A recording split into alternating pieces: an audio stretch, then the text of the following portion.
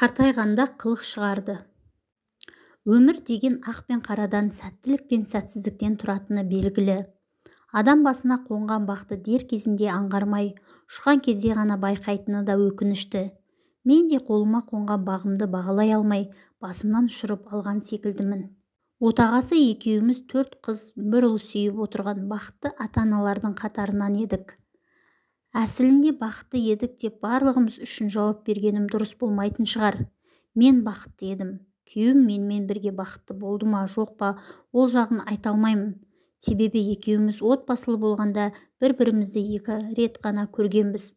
3-ші кездесуде екеуміздің ортақ келісімімізбен отбасылы болдық. Бізді таныстырған енемнің өзі болатын. Енем мені бір көргеннен ұнатып, менің сен секілді келінім болса арманым болмас еді деп сүйсініп айтатын сөздерін көп естігенмін. Сөз арасында осылай әкеліп, менің бір ұлым бар, өзіне лайықты жар таба алмай сенделіп жүргені, жасы 30-ға таяп қалды, үйленетін ойы бар ма жоқ па, оны да ашып айтпайды. Сұрасаң қыз жоқ дейді. Сен маған ұнап қалдың, ұлыммен танысып көрсеңші, ұлым да сені ұнатып қалатынына күмәнім жоқ деп соңымнан қалмай таныстырып еді. Енемнің бастамасымен күйеуіммен таныстым. Шыны керек, енем қолдап тұрса, күйеуім қайда барады дегендей ой болған еді менде. Өйткені айналамдағы көптеген келіншек енесіне шағым айтып, күйеуімен барлығы жақсы болса да, енесінің араға түсуінен зардап шегіп, қиналып жүр ғой. Мен де сол жағынан қатты қорқатын едім. Бірақ Аллаға тәубе, енем жақсы болған соң, маған деген көзқарасы түзу болған соң, күйеуім де ештеңе демейді. Анасының таңдауы болғандықтан күйеуім анасының айтқанына қарсы шықпайды. Қарсы шықпаған соң мені де сыйлайды.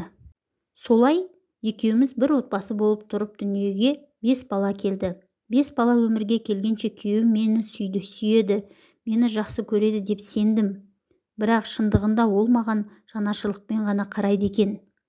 Өміріне көндігіп, осы менің жарым, балаларымның анасы деп қана қабылдайтынын жақында білдім. Қазір жасым 50-ге жақындады. Қыздарымды тұрмысқа беріп, солардың қызығын көріп отырмыз. Күпірлік етпейін. Немерелеріміз келген кезде ауламызды шуға толтырып, қуантып кетеді. Бірақ олар қашанғы жүреді, өздерінің әке-шешесі, ата-әжесі бар. Ал ұлды үйлендіремін бе деп ниеттеніп отырғанда жүрегіме жара салатын мына жағдай есеңгіретіп тастады. Жолдасымның қазір 2-ші отбасы бар екен. Оны жақында біліп қалдым. Білген сәтте аспан айналып жерге түскендей өзімді адамның қоры сезіндім. Күйеуіме білген жаңалығым туралы айтпай тұра алмадым. Мұның не? Саған имандай сенген мен ақмақ болғаным ба? Қалайша осы күнге дейін түк болмағандай бетіме күліп қарап балаларыңның бетінен сүйіп жүрдің? Сенен қатты жиіркенем дедім. Осыншалықты жиіркенішті адам менің адал төсегімді былғап, опасыздық жасап жүргенін кеш білгенім өкінішті. Қазір енді сатқындыққа шыдамай ажырасып кетуге тым кеш. Қыздарымызды ұзатып құда-құдағия танып отырған шағымызда бұл өліммен тең еді. Біреуге айта алмайсың, ішіме жұтып ауруға ұшырадым. Жолдасым сол кезде ақталған жоқ, жасырып сылтау да айтпады. Тек қана сені анам үшін ғана алғанмын. Әйтпесе менің сүйген қызым басқа еді. Сол сүйгеніме қосылдым. Анам рұқсат бермеген соң саған үйленіп өзімнің жаным да тәнім де қалайтын сүйіктімнен бас тартқан жоқпын. Не істесең де өзің біл, бәріне көнем деп отыр. Иә, ол ештеңеден қорқып отырған жоқ. Мен оны үйден қуып жіберген күннің өзінде де оның баратын жері бар. Құшақ жайып қуана қарсы алатын 2-ші отбасы да бар. Бұдан мен не ұтамын, керісінше жұртқа күлкі болмаймын ба? Әлгі әйелі де бұлай етсем шәпкісін аспанға атып қуанатын шығар. Жолдасым да бізді тастап кеткеніне өкінейін деп тұрған жоқ. Тек ортадағы балаларымыздың жағдайын ойладым. Маған өте ауыр, жас кезімде болса, осы жағдайды ертерек білгенімде бұл сынақты жеңіп шығу оңайырақ болар ма еді.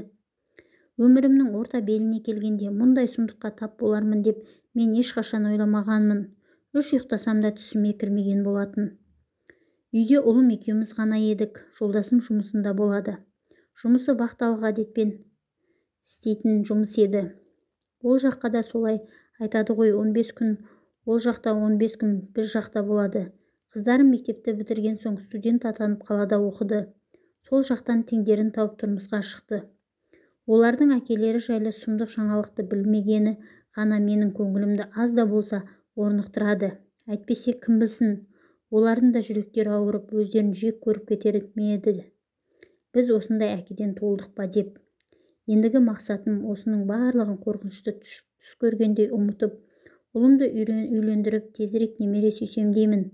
Әйтпесе қартайған шақта мұндай жүкті көтеріп жүру өте ауыр, көңілімді бұрып, алдан шетер нәрсе тапқым келеді.